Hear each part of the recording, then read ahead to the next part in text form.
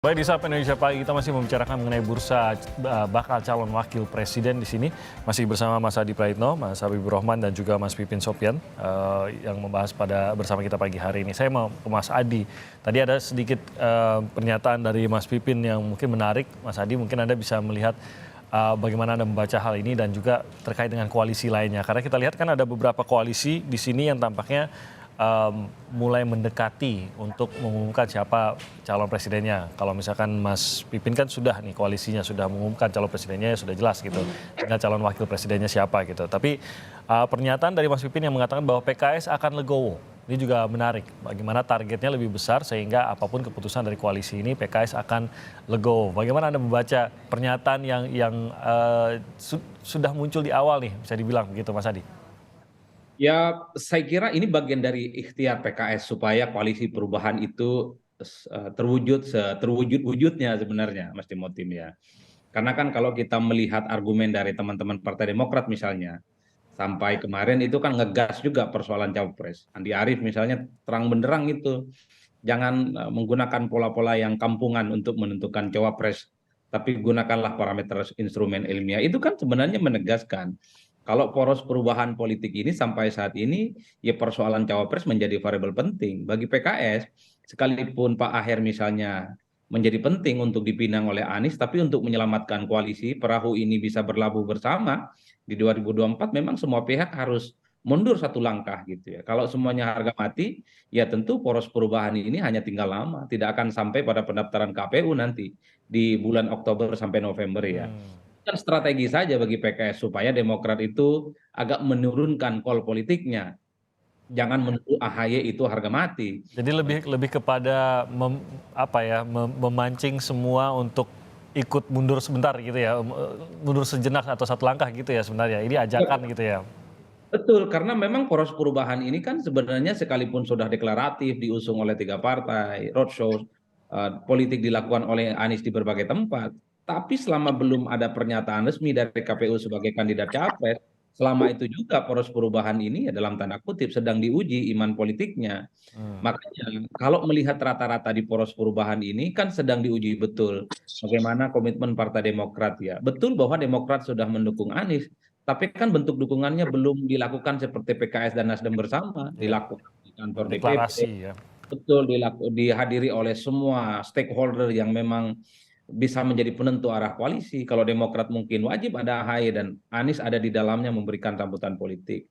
Jadi inilah yang saya kira bahwa kalaupun toh ada kriteria politik yang disampaikan oleh setiap kandidat capres, oleh setiap poros politik, tapi the end of the day-nya sekali lagi ada sandera ambang batas presiden 20% yang saya kira memang ini harus berkompromi dengan keadaan politik. Anies memang menyebutkan begitu banyak kriteria, tapi kalau kehilangan satu partai, Partai Demokrat misalnya, rumit bagi poros perubahan ini bisa terwujud. Begitupun dengan PKB, tentu sedang diuji betul apakah cawapres yang bisa mendampingi Prabowo Subianto bisa diterima ataupun tidak. Ini adalah batu ujian sebenarnya yang sedang dihadapi oleh partai-partai menuju jalan panjang 2024. Pendaftaran kalau tidak salah Oktober sampai November ya Mas Timothy. Hmm. Kalau PKS dimundur selangkah, sebenarnya ingin menyelamatkan supaya poros perubahan ini bisa terwujud, bisa langgeng, dan iman politiknya bisa solid lah kira-kira begitu.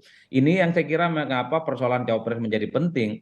Selain hal-hal misalnya tadi soal angka psikologis yang nyaris tidak dimiliki oleh semua kandidat ya. Sekali lagi persoalan ambang batas presiden 20% tidak serta-merta membuat orang yang punya nama besar bisa memutuskan sesuka hati soal siapa yang akan mendamping mereka. Hmm. Boleh capresnya sampai ke langit, cawapresnya ideal, tapi kalau tidak dapat tiket pencapresan, maka hanya akan menjadi angin lalu untuk pencapresan.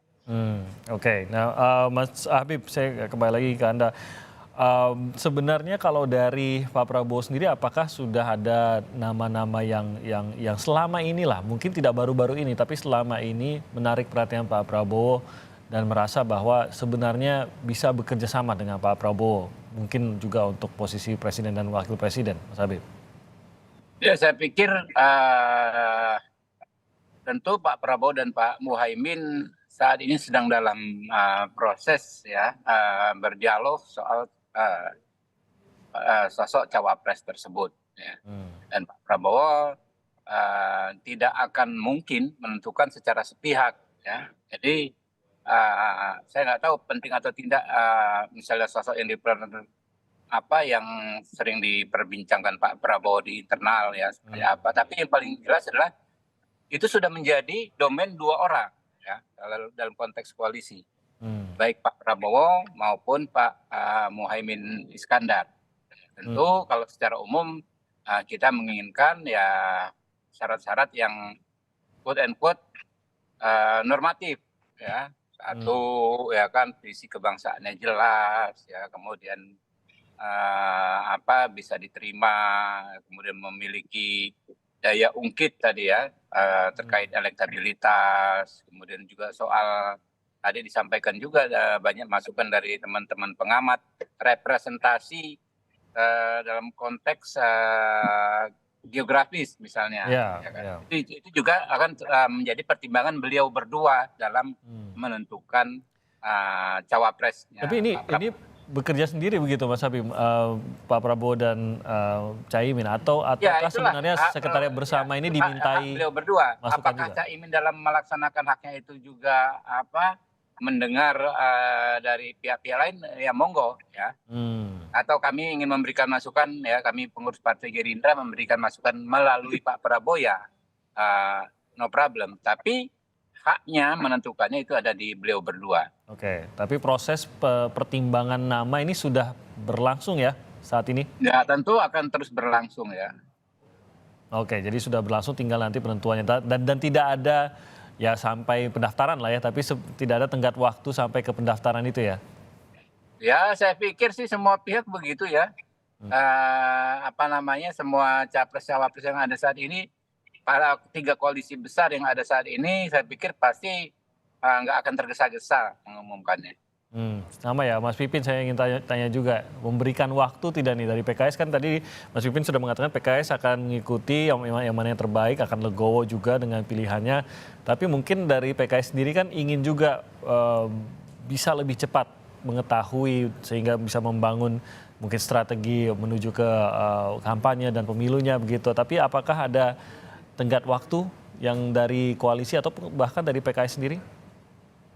Jadi bagi kami cawapres ini adalah bagian dari strategi ya, strategi bagaimana kita bisa menang ke depan. Jadi elemen surprise juga kita perhatikan ke depan ya, dan fokus PKS saat ini adalah bahwa kami setelah deklarasi oleh Musyawarah Majelis Syuro kemarin disampaikan oleh Presiden PKS Haji Ahmad Syaihu pada tanggal 23 Februari ya, dengan memberikan peci hitam kepada Pak Anies Baswedan ya sebagai simbol bahwa PKS resmi. Keputusan Musyawarah Majelis Syuro nomor 8 ya yang kemarin disampaikan oleh Presiden PKS adalah jelas bahwa kita mengusung Pak Anies Baswedan. Tetapi beliau mengatakan kami tidak hanya mengusung tetapi ingin memastikan, ingin mengawal bahwa bakal calon presiden yang kita usung itu bisa menjadi presiden di tahun 2024 nanti.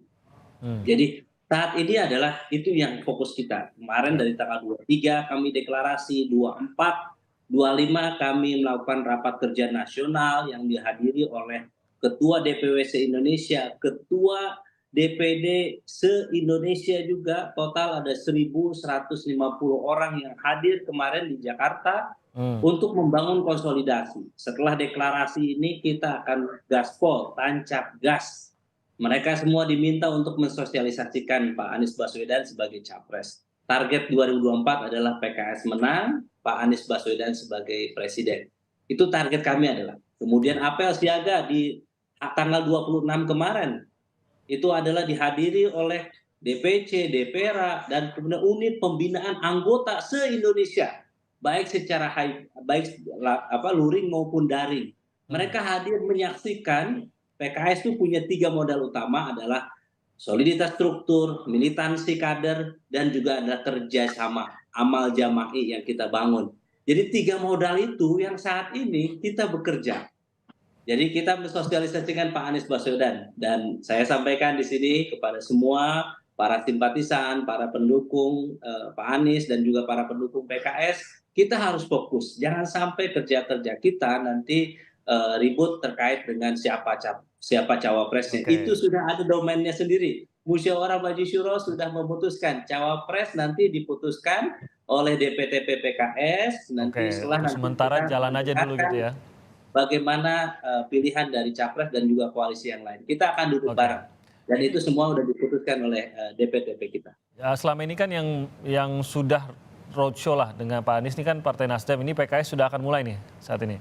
Ya, setelah apel siaga kemarin di Jakarta, kemudian kita akan keliling ke Indonesia. Oke. Ada beberapa apel siaga juga di berbagai daerah, ya, yang menghadirkan tokoh, relawan, ya, kader, struktur, semua Oke. aktif. Kita punya 3 yang akan dilakukan ke depan. Bagaimana kita akan door to door dari rumah ke rumah, kemudian kita akan bangun campaign digital yang baik, dan yang ketiga adalah kita siapkan infrastruktur saksi di setiap TPS. Oke. Jadi ini yang akan menjadi PR kita ke depan, dan PKS saat ini fokus ke sana karena mengawal suara rakyat ini sangat penting.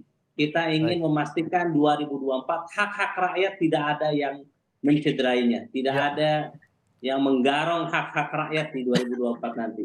Kita Ya, ingin pastikan ini- 2024 PKS menang, Anies Baswedan sebagai Presiden Indonesia. Oke, nanti kita tentunya itu target dari semua partai juga agar bisa pemilu ini bisa berjalan dengan lancar. Saya ingin sedikit saja Mas Adi, karena kita belum bahas Ganjar sama sekali. Ini kan kita dari tadi bahas Pak Prabowo dan juga Pak Anies. Tapi Ganjar ini siapa calon kuat yang menurut Anda bisa membantu Ganjar untuk menaikkan elektabilitasnya? Karena tampaknya ini masih dibutuhkan oleh seorang Ganjar Pranowo.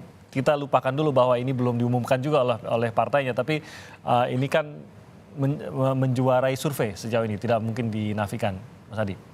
Ya, saya kira memang di politik kita itu antara yang politis dan yang persoalan elektabilitas kadang menjadi suatu hal yang berbeda. Mas Ganjar misalnya selalu merajai di survei, tapi sampai saat ini belum diumumkan secara resmi siapa kira-kira kandidat capres dari PDIP. Kalau baca Ganjar Pranowo misalnya, kalau kita melihat angka-angka statistik, maka ada sejumlah nama yang kemudian kalau disimulasikan dalam survei itu leading secara signifikan. Pertama misalnya, kalau Ganjar dipasangkan dengan Ridwan Kamil, itu saya kira elektabilitasnya bagus, leading, kuat gitu, bahkan relatively unggul dibandingkan dengan yang lain. Karena Ridwan Kamil masuk sebagai cawapres paling favorit. Kemudian disusul misalnya ada nama Sandiaga Uno. Tapi kan problemnya Sandiaga Uno ataupun Ridwan Kamil ini kan tersandera secara politik. Nggak mungkin Sandiaga Uno misalnya Partainya ya. maju dalam pilpres entah sebagai cawapres ataupun capres selama masih berstatus sebagai kader Gerindra. Begitupun dengan Ridwan Kamil saat ini adalah kader Golkar gitu ya, yang kemudian pastinya harus tunduk dan patuh pada Golkar yang memang kita tahu bersama di mana Erlangga Hartarto adalah capres secara definitif yang dilahirkan dalam acara Munas beberapa tahun yang lalu. Ada nama lain misalnya seperti AHY masuk dalam radar survei yang saya kira memang posisinya cukup favorit cawapres, tapi tidak bisa dipasang-pasangkan dengan Ganjar Pranowo karena iman politiknya berbeda, karena ceruk politiknya beda. Ya. AHY itu adalah replika dari oposisi, Ganjar bagian dari replika politik kekuasaan saat ini.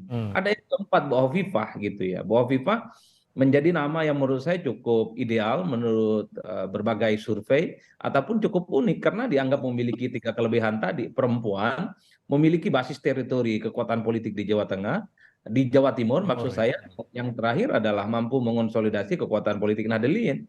Tapi ingat, kalau Bu Hovifah disandingkan misalnya dengan Anies Baswedan, bagaimana nasib AHY yang sampai saat ini tentu saja harga mati bagi Partai Demokrat. PKS agak sedikit tawaduk, mundur 1-2 langkah sikap politiknya, tidak harus akhir, yang penting Anies siapapun pendampingnya lolos, tapi kan tidak dengan Partai Demokrat.